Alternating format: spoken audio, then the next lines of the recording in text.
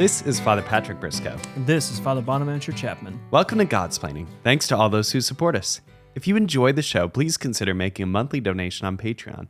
Be sure to like and subscribe to Godsplaining wherever you listen to your podcasts. Father Bonaventure. Oh, Father Patrick. Yeah, I was thinking about how we'd open this episode, and I was thinking of things that we read when we were novices. Mm-hmm. So yes. I wanted to know if you had any recommendations for our listeners of things that you read from the novitiate that were either good reads. Right. A good read and a bad read. I'll start with a bad read first. Go for it, yeah. I tried to read the dialogue of St. Catherine of Siena as a novice. Tough. Yeah, correct. Yeah. Huge mistake. I can see that. So that was not helpful to me. Yeah. We had to read Vicaires, Life of St. Dominic. Yes. Which is a beautiful book. The first half of it's the life of Bishop Diego.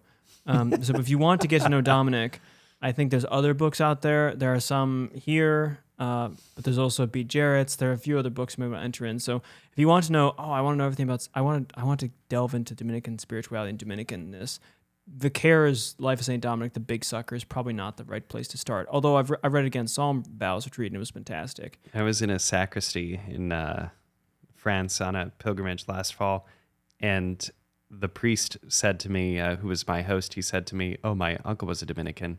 And I said, "Oh, what's his name? Maybe I know him." And he said, "My uncle was Marie-Humbert Vicaire." Wow. And I said, "Your uncle was Father Vicaire, this famous historian." I didn't have the heart to tell him how boring I thought that book about St. Dominic was. It gets the job done. We'll put it that way. It tells you everything you need to know about St. Dominic. I mean, it's the authoritative text. Yeah, it is. That's right. It's just not. It's not really page turner. Yeah, I'm trying to think of What was something transformative? What was a good thing? I want to say Francis Buckner's. What was that thing called? A Guide to Toads of North America. No, it was a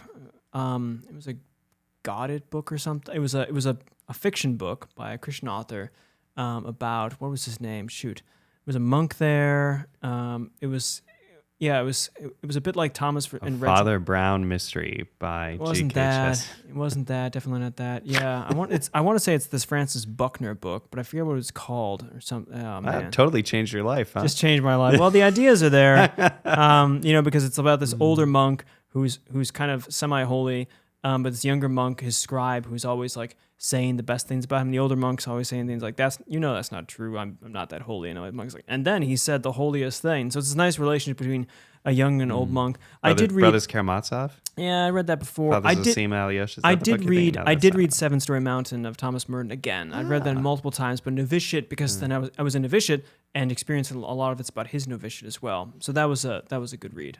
It's always beneficial to read Thomas Merton's Seven Story Mountain. Yeah, Father Gregory and I did the defense of Thomas Merton episode. I saw that, yeah. But it's that I mean, it would be worth probably picking apart some of his particular, but New Seeds of Contemplation was really a good read for me, and No Man is an Island. Those are two that I... Waters of Shiloh, really good. Really benefited from. Really, really excellent books, yeah.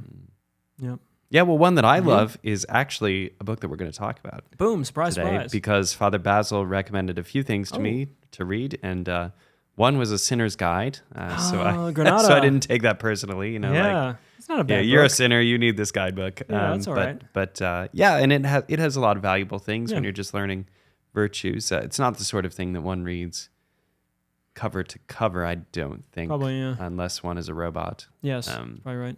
But that book is praised, by St. Teresa of Avila, etc. Sure. Okay, but the point is that Abandonment to Divine Providence was a fantastic help to me. And in the Image Press edition that we had in the Novitiate Library, not that one. It's the Image Classic one, but yeah. The OG. Okay. There was a selection of quotes. Oh, nice. On the front, like the front cover page or whatever. Oh, skimmed. And I photocopied it. Oh, nice. And I stuck it in my breviary, and I had it in my breviary for most of the novitiate year. Wow. And we would when we were sitting there in morning meditation, I didn't know what to think about, whatever else. I just looked at those 10 quotes. Yeah, that's great. From Abandonment to Divine Providence for a year, and that's basically how I prayed for that whole year. There are some great, that's a good way to use this book. Yeah, that's right. So let's, for listeners that maybe are unfamiliar, let's start with a little bit about who Jean Pierre Coussade, the author of Abandonment to Divine Providence, is, and maybe flesh out some of the context of the book. That's fair. I don't know a whole lot about him, even though his dates are 1675 to 1751, so he's an 18th century Frenchman. And he's a Jesuit, so he entered the Jesuits, and he's around France. He was known for being the chaplain of the Nuns of Visitation in Nancy, if that's pronounced correctly. Nancy. Which is somewhere either north or south of France. It's one of those two, I'm not sure. But you would know, Father Patrick.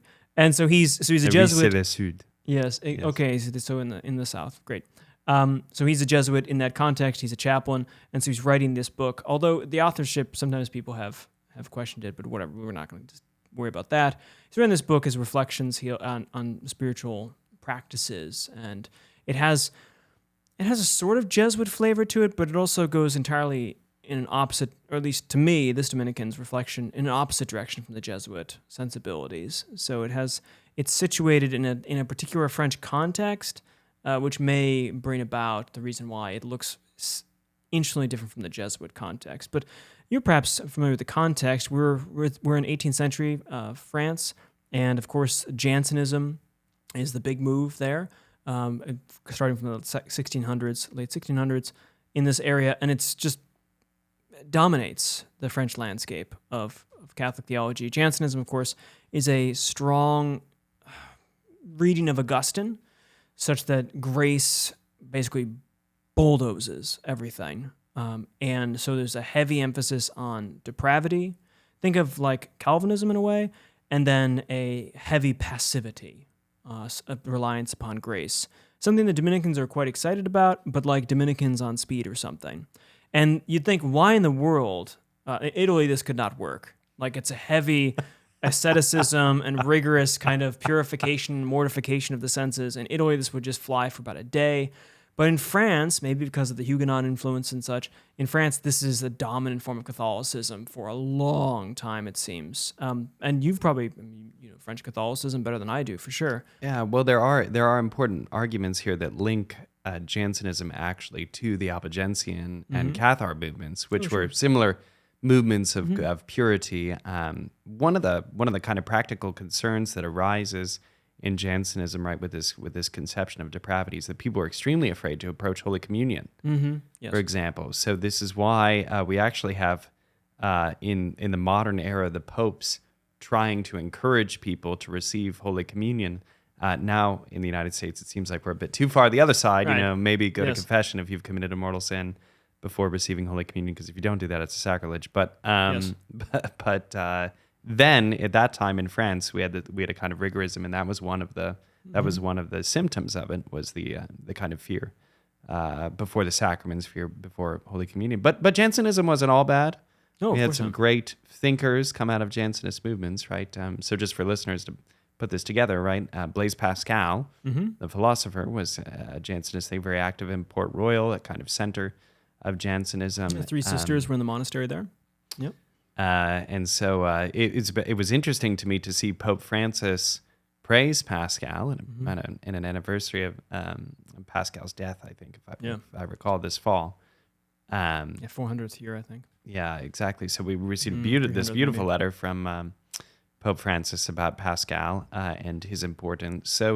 So we could see there's some kind of dangerous tensions here, like Father Bonaventure was saying, a really accelerated, almost Calvinist approach to depravity and concern about the sacraments and fear even of approaching them. So it's clear that we need a little bit of love. Yeah, to kind of revive. Well, it's a paradoxical the Jansenist approach. As with all kind of tend. You just want to give them a hug. You say they're there, it'll be okay. But they don't want the hug. It's the paradox, right? That grace is everything, so works are nothing. But I'm going to keep away from the sacraments and God's grace because I'm not worth it. And you think, well, right, that's the whole deal, right? You're not worth it. Therefore, you couldn't possibly earn it to be able to. So why not just approach this sucker? And take advantage of God's mercy and His grace. So it has the standard kind of you go to one extreme and you end up on the other extreme. It's like political spectrum at the circle. If you're a reactionary, you actually relate to radicals more than anyone in the center position. But it does generate Not only Jansenism has a spirituality attached to it. You say Jansenism is a theological kind of move. The spirituality attached to it, of course, is quietism. Right. And this is a big notion that it's, again, the kind of passivity. And this, of course, cuts in the Protestant world as well, but this kind of lay back and just let the grace of God and God do all of his work, and it's our job just to be passive recipients of this. I say that this is different from the Ignatian model, say the Jesuit model this time, because that's a matter of like spiritual activity. Now, of course, constellations, desolations, you have an important passivity there to responding to the Spirit, but there's just like the Jesuits are an active order, you have an active spirituality of discernment and doing things and grabbing things of the kingdom and practices and particular examens and all of this. And a quietist is like the other extreme of that. So you have, at this point, the danger there, of course, Bossuet is involved in this as well. The French Catholicism has this tendency to move towards this passivity and quietism. And it's easy to think of, when you hear abandonment to divine providence, as a notion of, well, is this quietism? And it's easy to also confuse that with it. Yes, and people that's do. right. That's right. It's abandonment to divine providence, not abandonment of divine providence. Not just out of like letting it all go, but rather giving oneself to it entirely. Yeah. So we're talking about something here that's the rise of the early modern period. The context is the Protestant Reformation, post-Protestant Reformation, the Catholic Reformation. We've got this fantastic Jesuit spiritual master who we know very little about. Not that much about really who's at all. put together this classic that people have that people say has its roots in other traditions. So people look at abandonment to divine providence and they say it's most informed by actually de Sales. And one could make that connection because of the context of the Byzantine monastery. Yes, that's right. Where Coussade is a chaplain. So you'd say, oh, the Salesian thing, that kind of makes sense. But the other major influence, as scholars say, on this text were the Spanish Carmelites. Oh, okay. So they say John of the Cross and Teresa of Avila. And essentially, Coussade, at least this argument goes, did a kind of search and replace for Carmelite words like death and poverty, and replace them with friendlier words like purity and abandonment. Yes. Okay. Fascinating. So those are two very interesting theses, I think, that kind of help us navigate the book. If you're familiar with either of those spiritualities and love them, when you turn to abandonment to divine providence, you can begin to discern them and see those influences. Yeah. And I think the book itself, if you're looking for like quick tips, it's not a big book. It's a smaller book. It's wordy. I think there's a kind of an overwhelming sense of words, of an overflow of them. You can only read it like a paragraph at a time. That's the thing. So that's like meditating on the 10 quotes for all the division year. Okay, this is not a book. It's not a book. If you're approaching this book, it's not a book to be read cover to cover in the sittings it would take to read that many pages. It's set up in 6 different sections, and then each of the sections have subsections on them, and those are kind of paragraphs, although not our traditional paragraphs, but like it may cover a page or two, a theme or something. And those, taking it as chunks, so even though it's a small book, you might say, it will require, if you want to read it and get a lot out of it, I think, some time. So maybe it's a Lenten practice, or maybe it's a whole year kind of thing, to slowly chew through, and in a sense, to pay attention to what sentences or what things jump out at you. There are overarching themes in it, and then there's the individual kind of pieces of that are important. Yeah, so one of the things that I think is striking is that the book begins with the Blessed Virgin Mary. Part of this is cool because of the Catholic apologetic posture against the Protestants, and part of it's overwhelming because the Virgin Mary has a holiness unlike that of any other person who's ever lived. So it seems kind of unhelpful, actually, to begin with someone whose experience of Christ was so unique. But maybe you don't find it that way, or maybe you have something you'd like to offer about what. I think it's the right starting point for this, because if we put, I'm going to call this doctrine of spirituality abandonism. So, abandonism. So the doctrine of abandonism. If we put that between quietism on the one hand, of pure passivity and just kind of being a stone to God's reign. On the other hand, we have a spiritual activism. And I think a lot of people less people today are inclined to a pure quietism. It's hard to get into that mindset. We're just Americans, it's not really us in general.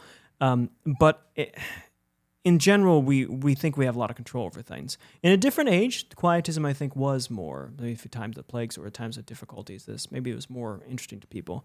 I think the threat on our side, though, would perhaps be spiritual activity, lists of things, prayers, and routines.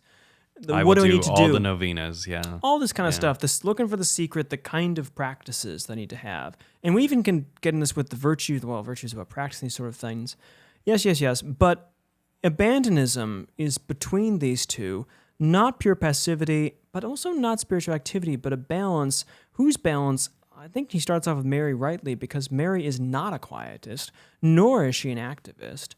She's a receptive activist. She receives fiat, let it be done, but then immediately wanders off to Elizabeth. Right. You have this sense that Mary is both attentive to, abandoned, you could say, to God's plans in her life, but not abandoned by him, nor giving herself up in activity so that she's just purely passive to him. Again, rock with rain.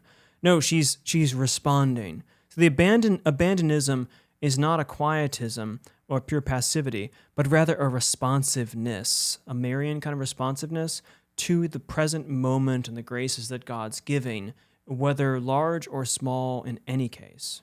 Yeah, the thing that I like that Coussade mentions about the Virgin Mary right out of the gate is he says, Mary is the most simple of all of God's creatures. Mm-hmm.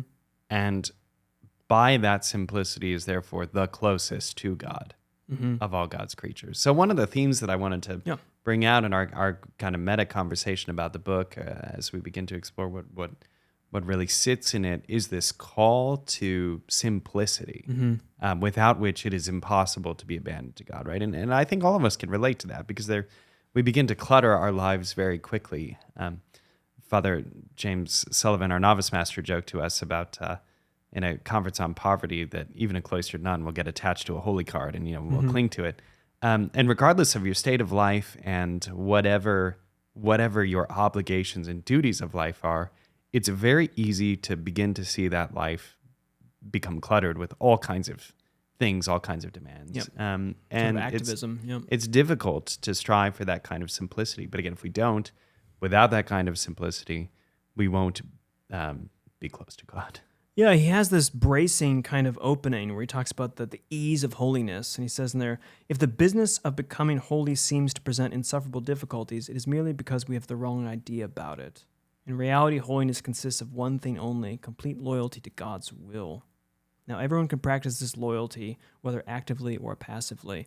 The sense of he's a simple God, and our complexity is due to our dispersion amongst time and space and away from him to other things.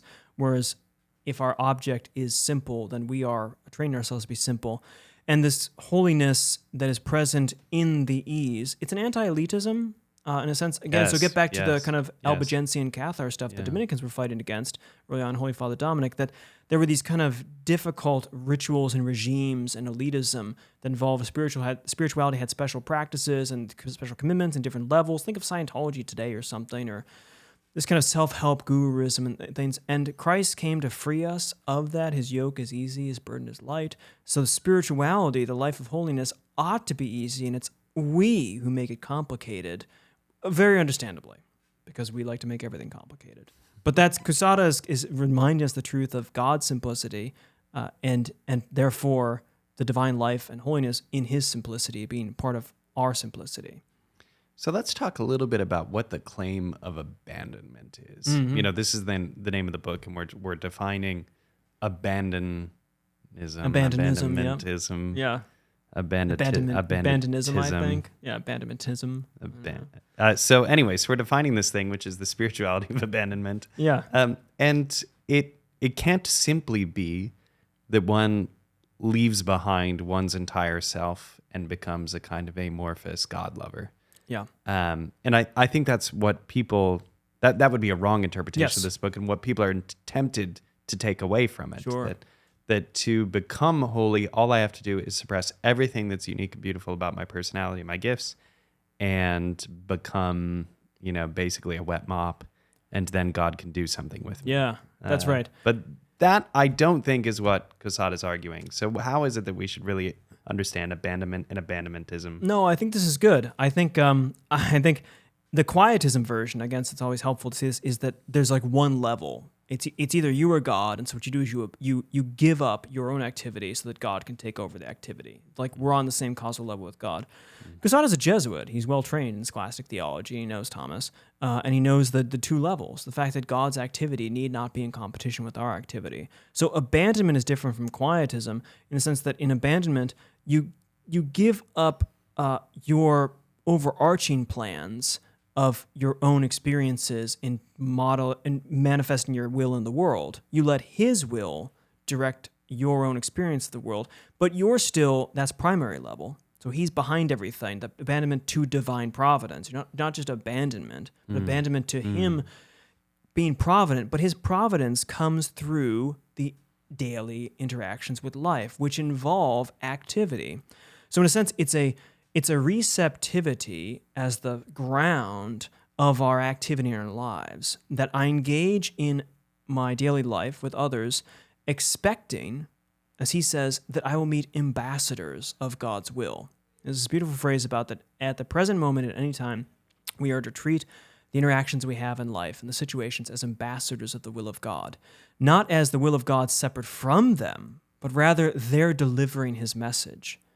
And that we interact with them through our own prudence, our own reason, and our own obedience in these different ways. But that we expect to meet him on that individual level, in the sense the horizontal still remains an active life, but the vertical, that behind that we still hear that there's a message from him, because his providence and his will is directing the horizontal level. So it's girded up in the vertical.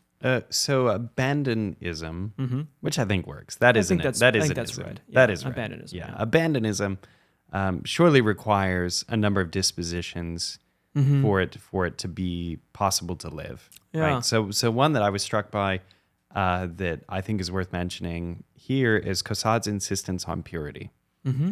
Because I think one of the things that's tempting to believe about the spiritual life is that I can give my heart to the Lord while also giving my heart to other things, whether they be virtual or real people. And that's clearly not the case. In order for one to be abandoned, in order to really be an adherent of abandonism, one requires purity of heart. Yeah, I think that's right. He says the essence of spirituality is contained in this phrase, complete and utter abandonment to the will of God. And I think that has a sense of the purity of, without purity, we will be distracted and complex. But we're supposed to take that, again, simplicity, and rule out those other things as challenging us about who's in charge, right? Because lack of purity is us going after the things in the world, and you can hear the activity there of being in charge of things, us going out for these things, and us ordering those, as opposed to accepting what we have and purifying ourselves as best as possible. Detachment is another maybe synonym for abandonment that we get used to in Lent. That sort of we mortify ourselves to detach ourselves from our sensual desires that are unfitted for him. So purity is you can say like the first condition that you're able to actually hear him and respond to him. Another virtue he talks a lot about is patience and self-control. But in a time today where I can get a book tomorrow, Amazon Prime, and I can't possibly actually get shoes when I go to shop. I have to order them instead. Like everything, I mean, it used to be just fast food, but now it's fast everything. I think this makes abandonment really helpful, but also very difficult because it's a virtue that our society doesn't have a lot of. That was a real situation. Father Bonaventure came home from the store a few months ago, and he was very upset because he couldn't buy a thing in a store. I tried to do the human thing. I tried to have an interaction with another human, and I failed. 4 different stores. Yeah, and in the end, AI is just going to take over. So yeah, that's right. Coussade says the free gift which he asks from our hearts consists of abnegation, obedience, and love. The rest is God's. Yeah. The rest is God. So I do think that tension between quietism, it's not just a label that we're using to build a scholarly argument out of. It's there, it's in the text, where he's saying there are certain movements that belong to God, but there is a gift that we make of ourselves. We do offer the Lord our hearts and trust in His transformation. So You wanted to make an interesting connection, Father Bonaventure, between this book from de Coussade and a certain Polish 20th century saint. Oh, yeah. Beloved by everyone. So how do we get from Abandonment to Divine Providence and Saint Faustina? And yeah. how can we come to better understand abandonment through that? Yeah. So Faustina, of course, saint of ours, Sisters of Our Lady of Mercy, the congregation.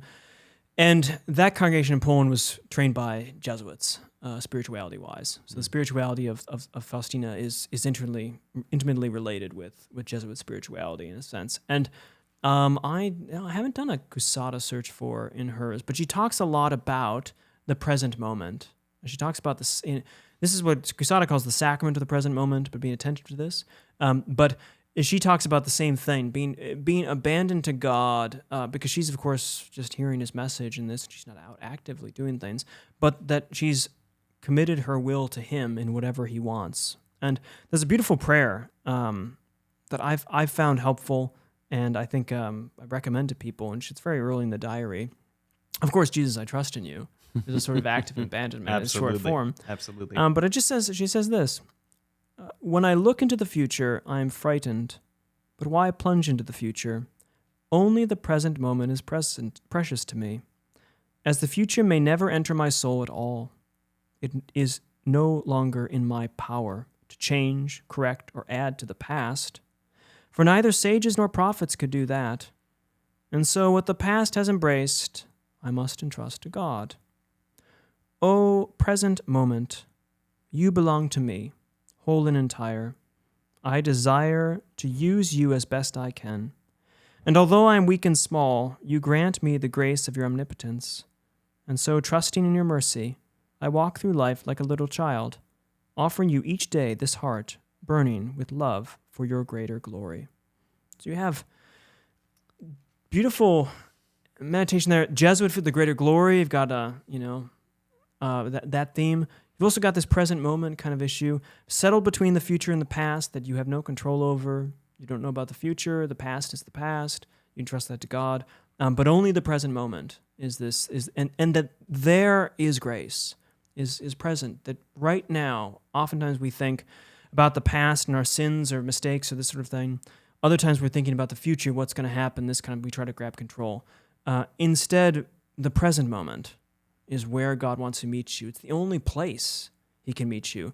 And that's a part of this abandonism, I think, is the sense that we give over to God everything except where we can meet him. And even in there, we offer ourselves and expect to meet him and miss him if we try to go to the past or the future. So I think Faustina's that's a beautiful meditation on what it means to live in the present moment, as Brother Lawrence says, but in the sense of for the greater glory of God and for my own abandonment to his providence.